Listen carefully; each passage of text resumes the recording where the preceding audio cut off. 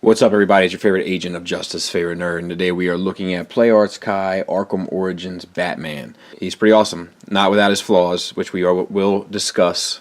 You know, he's not quite on that Hawkman level, but he's still pretty nice.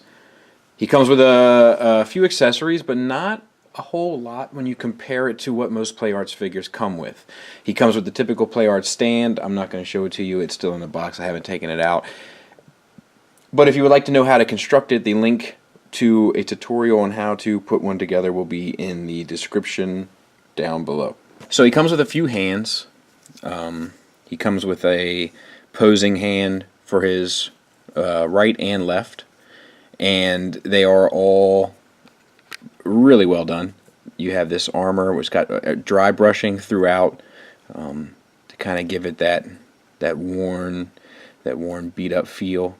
And it looks quite nice. You got this glossy finish on the armor that's also been dry brushed over top, and it really gives that weathered, you know, been in a few scraps kind of vibe to it.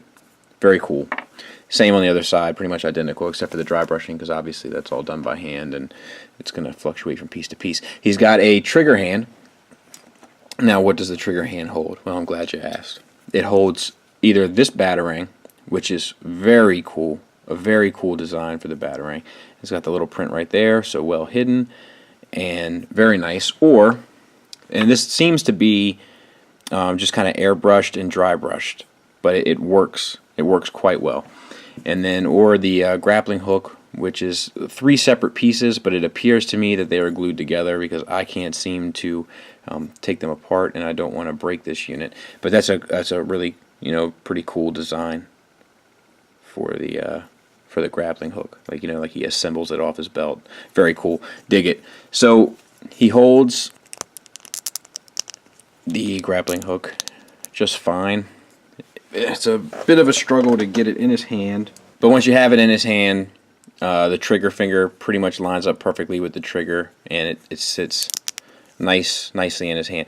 It would be nice if it could sit back a little bit further and kind of come down to like cover up that little gap and then sit further back, but overall, I mean, that's a pretty sweet deal. Typical PlayArts fashion, you just unplug the extending hand and then plug in the trigger hand. And as far as the Batarang, you just slide it in like that and it'll hold steady, but it doesn't look like a very natural throwing pose. But if you try to put it in the other way, I guess that's not terrible.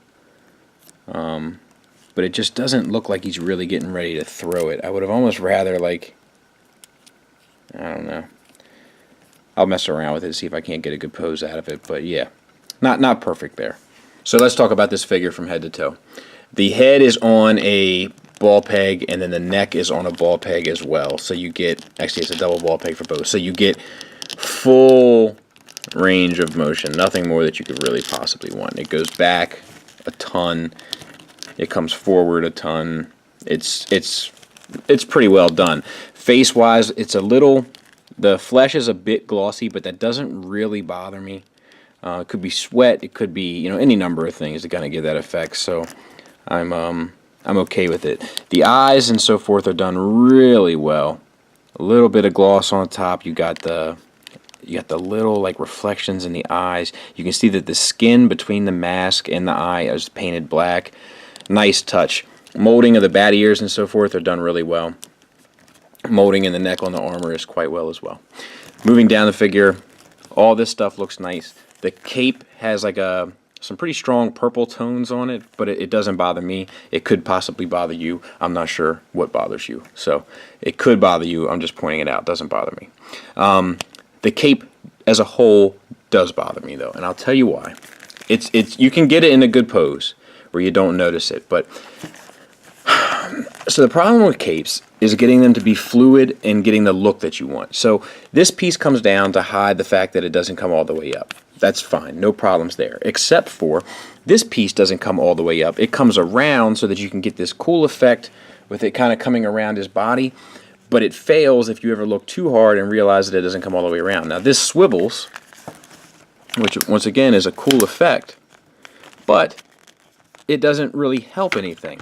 Oops, sorry. It doesn't really help anything because who's going to swivel it that far against his body, and you can't go any further back. So I'm not exactly sure why they would have done that. You got the ratcheted swivels there, so you can get his cape blowing all the way up. However, you can hold it there. It's holding just fine, but it's a heavy cape, so they're going to come down a bit. They could very well possibly fail. Same sort of swivel problem on this side as well. Now I'm just pointing it out. It's very easy to get this guy in a cool pose where you won't notice it, but in the same breath, it's also limiting as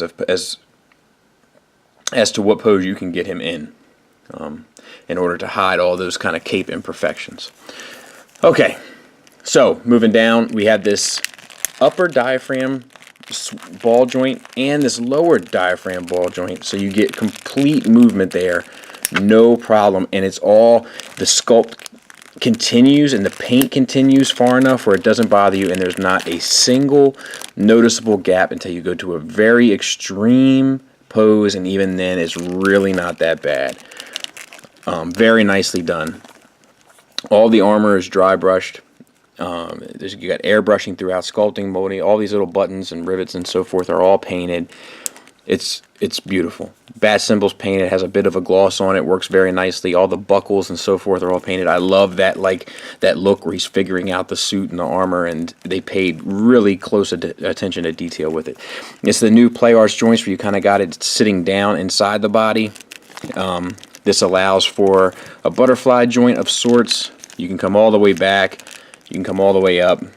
No real issue there. Full range. It's a ratchet, but it's not the strongest ratchet in the world. The paint, however, is next to gorgeous. We got like some brownish tones, brownish purplish tones in there, purplish tones on the armor. It's all dry brushed, all airbrushed. Very nice. Black choices here for the joints. I'm not sure if that was the best choice because there's not an actual whole lot of black on him. It's mostly grays. I'm not sure if that was the best choice, but I don't think it was the worst choice either. They are ratcheted ball hinges, so it's a soft ratchet forward and back, and then you get the swivel as well. Bicep swivel on this piece also. It is a bit limited from the sculpt, but you can get it all the way around. You just got to be a little careful. And let's see what else we have. This is a big problem here. I'm going to have to take hot water to this. This is how it came out of the box. My gauntlets they're all cattywampus. They're all sorts of cattywampus. They're everywhere. So we gotta fix that and get those more in line. These are fine on this side. As far as the armor on the forearm, it's quite nice. This purplish tone with the blacks and coppers kind of coming through. All that is sculpted and painted. There's a little mishap paint there, but it doesn't really even show through because the amount of dry brushing that's on this guy, it just kind of looks like weather. So it's very nice. Articulation, same on the other side. We do the wrist, the typical play arts wrist hinged ball joint there, so you get the swivel for the wrist as well as the hinge, and then you can manipulate the hinge to get you the swivel that you want. So all very nice. The cod piece, as it were, the pelvis piece is a softer plastic floating. It does plug into the plastic a bit to hold it in place. The belt itself is all inked, washed, dry brushed. You got tons of little bits on there. Very nicely done. I wish there was something that you could have done to hung his gun off of it. That would have been nice, but I don't see any evidence therein. Moving on to the hips, we have ratcheted universals for hips. That is my favorite type of hip joint. However, the problem with these is that the notches are so far apart that that's the one problem that ratchets can create. If you don't have them nicely spaced, you get this bit of business, which can be less than ideal when you're trying to get them into a pose. So, you see what I'm saying? And you don't have that problem forward and back because those ratchets are a lot tighter. The teeth are a lot tighter, but the side-to-side ones, They just could have used to put a little bit more in there. All this is sculpted. You got basically like this under mesh piece here, and that's all sculpted. And then on top of that, you have like this leather-ish look. That's all sculpted and painted. And then on top of that, you have the armor, which is all sculpted and painted. Very nicely done. Very nicely done indeed. The knees are double jointed, and because of this armor piece there, they look perfect. It's awesome. They're all washed and so forth.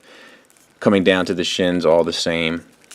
And then you have the typical Play Arts ball hinge in the ankle, getting you a rocker if you can manipulate that piece, and a tilt as well that's ratcheted.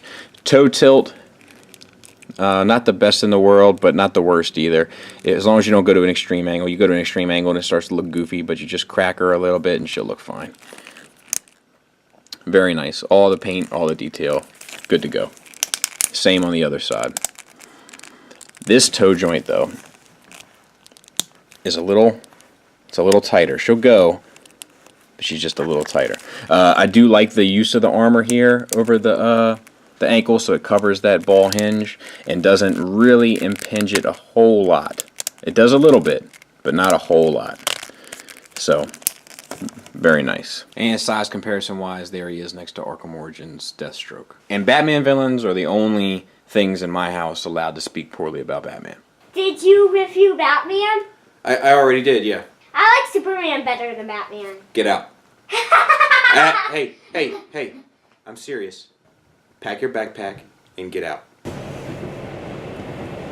What are you doing, sweetie? Daddy kicked me out. For what? I told him Superman was better than Batman. Oh, sweetie, you should have known better. They're crazy. Final thoughts wise, of all of the Arkham games that have ended up getting Play Arts Batman figures, he is my favorite design wise, but he's not without his problems. I really dislike that those gauntlets on his forearms came all chewed up. That's not what I have come to expect from this company. That's something I got to fix on my own, and I shouldn't have to. I don't like the fact that the cape is kind of a mess. I wish they gave you some cape options. You know what I want. I want a felt cape weighted at the bottom. That's what I want. But I don't think I'll ever get it because people love their plastic capes. But that's what I want. I wish that accessory-wise he could do something more than just hold one. Even if he came with another pistol gripping hand so that he could hold both, that would be nice. Or be able to put one weapon onto his belt. But with only one gripping hand, you only have one choice. So the other one has got to go in the box regardless. The only other big oversight is that the ratcheted hips, the ratchets are so far apart that he has a tendency, just because of the weight of his upper body, he has a tendency to push those legs apart. It's kind of like if you're a Transformers person in the third-party game, kind of like Uranus. It's a little bit of the TFC Uranus. It's not as bad, but a little bit of that going on. The upper body weight is so heavy, and the ratchets below the notches are so far apart that the top weight pushes down and spreads the feet apart. And that becomes a problem when you're posing them. I am very happy with them overall. I just wish that those few things could have been fixed because it would have ended up being fairly perfect. The articulation is just one of the best I've seen with Play Arts figures. Usually all figures have little problems and little nuances where you can't move certain things certain ways because it ends up pushing something else out of the way or it's obstructed by part of the armor or anything. This guy is armored to the teeth and nothing gets in his way. He poses like a champ. The paint is spectacular. You got airbrushing, you got washes, you got inks, you got dry brushing, which they don't always do. And the dry brushing isn't overdone, which people also have a tendency to do. It's very classy. It's a classy job. It's a good-looking Batman. You get him posed right, you get him in a good position, you will not regret it. I definitely recommend him, but he does have those issues that I mentioned. Just be aware. Keep your eyes on him too, because sometimes Play Art stuff goes on sale or goes on clearance every now and then. Usually not big characters like Batman, but it does happen. So, best of luck. Thanks for listening. Thanks for watching. Until next time, take care.